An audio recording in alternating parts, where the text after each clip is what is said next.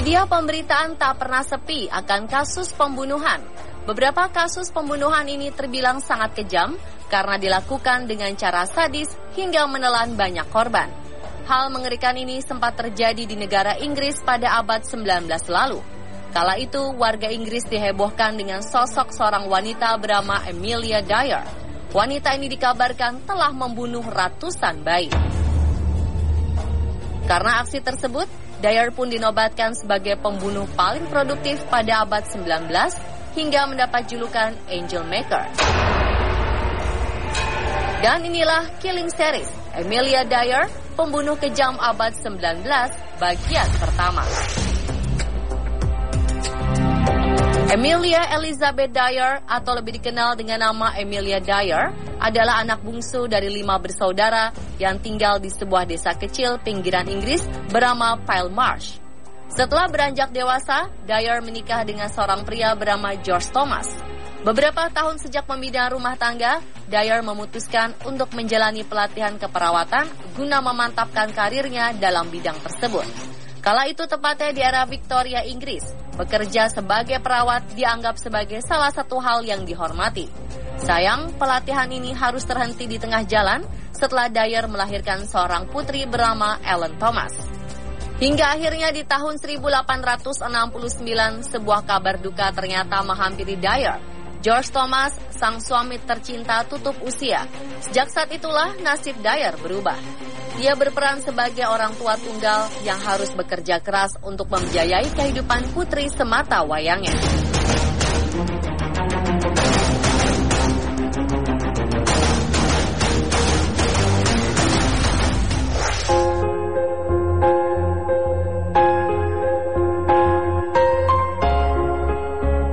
Meninggalnya sang suami menjadi titik dari segala aksi kejam yang dilakukan Dyer.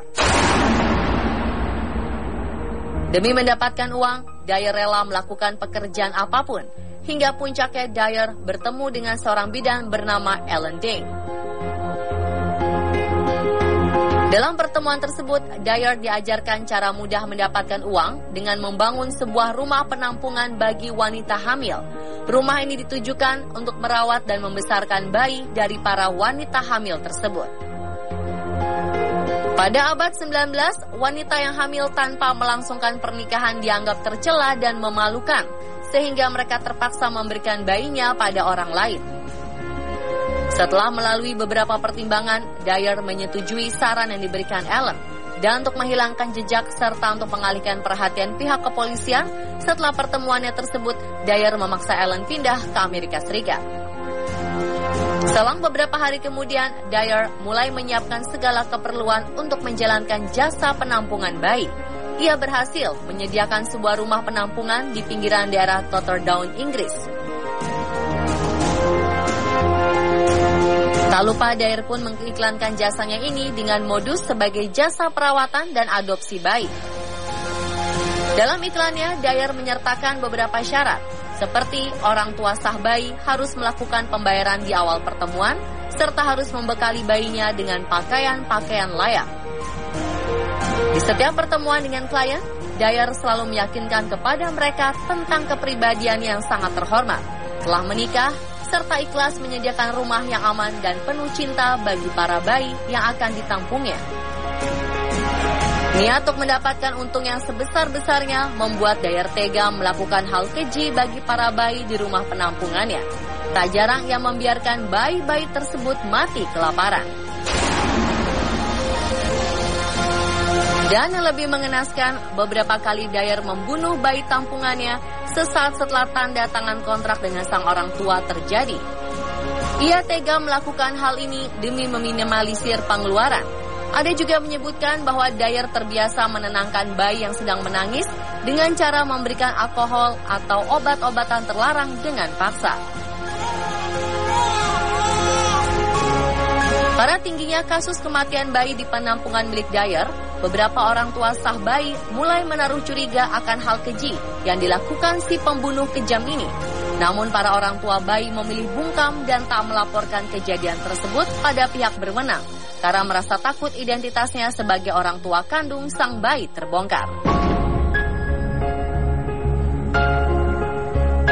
Aksi kejam Dyer di rumah penampungannya berlangsung cukup lama, hampir sekitar 1 dekade. Hingga akhirnya pada tahun 1879, Dyer ditetapkan sebagai tersangka atas kasus kelalaian dalam perawatan bayi hingga menyebabkan kematian.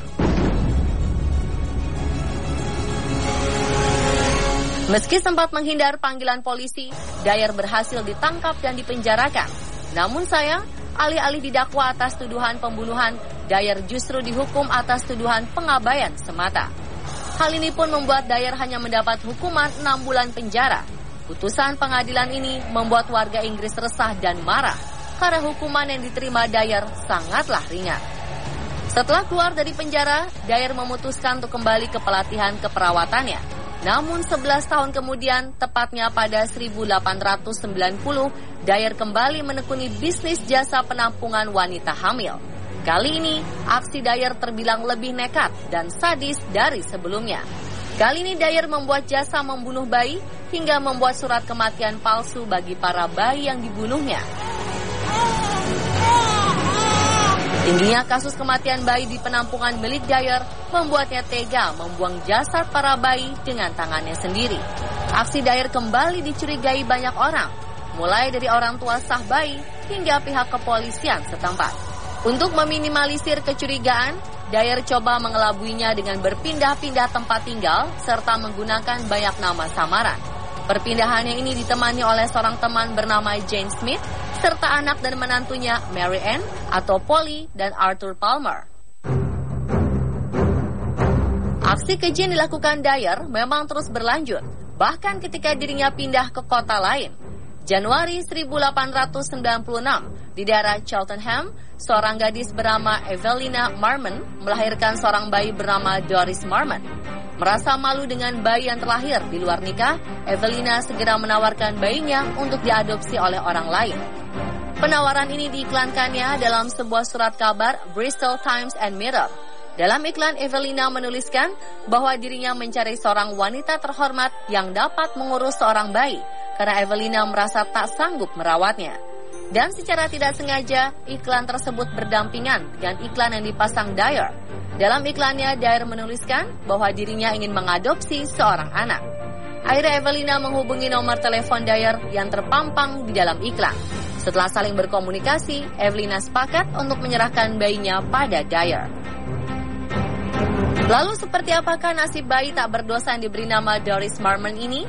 Serta kapankah titik kejatuhan Dyer yang membuatnya harus dihukum dan menghentikan seluruh aksi kejinya tersebut? Saksikan kelanjutannya pada bagian kedua esok hari hanya di On The Spot.